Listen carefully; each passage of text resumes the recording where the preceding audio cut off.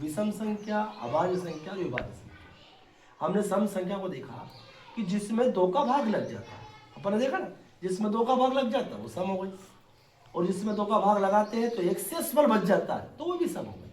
ठीक है ना। अब हम बात करेंगे अभाज्य संख्या की और विभाज्य संख्या की। अभाज्य संख्या जो है उसको ऋण संख्या भी कहते हैं, इस बात का ध्यान रखना। अभाज्य संख्या जो है उसको ऋण संख्या कहते हैं, और विभाज्य संख्या है उसको भाज्य संख्या भी कहते हैं। अभाज्य संख्या जिसमें किसी से भी विभाजित नहीं होती हो, और वो विभाज्य संख्या जिससे अन्य संख्या से वो विभाजित हो जाती है ना, उसका नाम भाज्य संख्या भी हम कह सकते हैं और कहते हैं, है ना। अभाज्य संख्या जिसमें किसी का भी भाग नहीं। अब देखो 4 को हम लेते हैं, यहाँ पे ये 4 है हमारे पास सामने, है ना। अब 4 को हम अभाज्य कहे कि विभाज्य कहे, अभाज्य कहे कि विभाज्य कहे, क्या कहे हम इसको? बोल 4 को हम इसको अभाज्य बोले या विभाज्य बोले? 4 को हाँ विभाज्य। क्यों कहा विभाज्य? इसको विभाज्य क्यों कहा हमने? इसमें भाग लग जाता, भाग लग जाता, अब इसको 2 से विभाजित हो जाती है, इसलिए इसको विभाज्य कहा। अब हमने इसको 7 को उठाया, अब हमने बोला 7 को हम अभाज्य कहे कि विभाज्य कहे? क्या कहे भैया? 7 को हम अभाज्य क्यों कहते हैं? हम इसको हमने इसमें किसी का भी भाग नहीं, किसी का भी इसमें भाग नहीं लगता है। हम 7 में यदि किसी संख्या का भाग लगाते हैं तो किसी से भी विभाजित नहीं होती है। जब किसी से संख्या से जो संख्या विभाजित नहीं होती है ना। अब अपन सबसे शुरुआत करते हैं तो अपन 1 को छोड़ के अपन 2 लेते हैं। अब ये 2 को हम ले लिया, क्या नहीं होती वैशाली? ये 3 होती क्या? नहीं होती। तो 3 का नाम क्या रख दिया हम युवराज? क्या बोले इसको? अभाज्य बोले या विभाज्य? अभाज्य कहे। क्यों अभाज्य कहा हमने?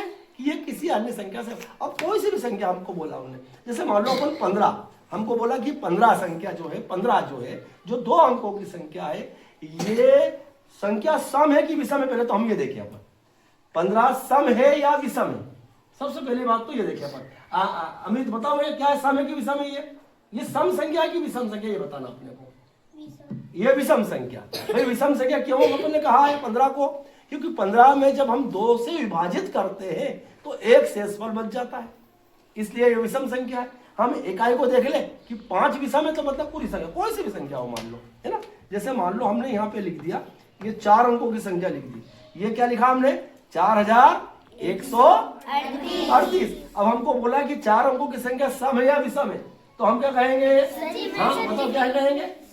ये सम। सम क्यों कहा हमने? 8 को देख लिया, हमने 8 को देख लिया कि 8 2 से विभाजित होती तो पूरी संख्या ये सम है ना।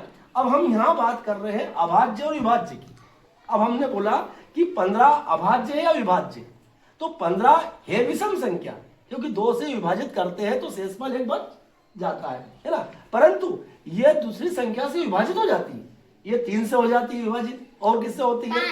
5 से हो जाती है विभाजित, इसलिए ये अभाज्य नहीं है। और है क्या ये?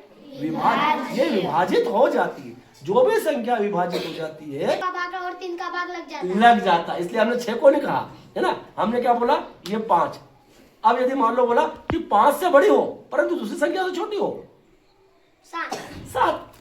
अब हमने बोला 7 से बड़ी हो परंतु अन्य संख्या से छोटी हो, तो कौन सी आएगी? 7 से बड़ी होना चाहिए, 11। ये क्या हो गई हमारी? 11 हो गई। जो 5 7 से बड़ा है 11, परंतु दूसरी संख्या से छोटी है, और क्या है ये? अभाज्य। क्या है ये? हम 2 को ले ले, है ना, हम 3 को ले लेते।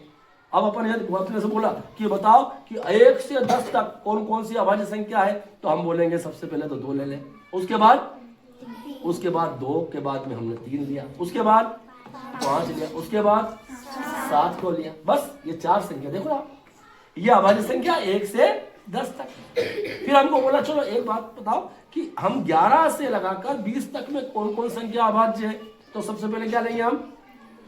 11। उसके बाद में क्या लेंगे हम? 13 ले लेते हैं, उसके बाद 15। बस ये यहाँ पे चोट खा जाएंगे हम, है ना। 15 जो है वो अभाज्य नहीं है, क्योंकि 15 अन्य संख्या से विभाजित हो जाती है। 15 3 से विभाजित हो जाती है, 15 5 से विभाजित होती है, इसलिए इसको अभाज्य, हाँ विषम जरूर है बाकी अभाज्य नहीं है। ये क्या है? विभाज्य, है ना। तो हम उसके बाद में क्या लेंगे यहाँ पर? 17 लेंगे, है ना। उसके बाद में लेंगे 19। देखो इसमें भी 11 से 20 तक देखिए हमने, तो 4 संख्या अभाज्य।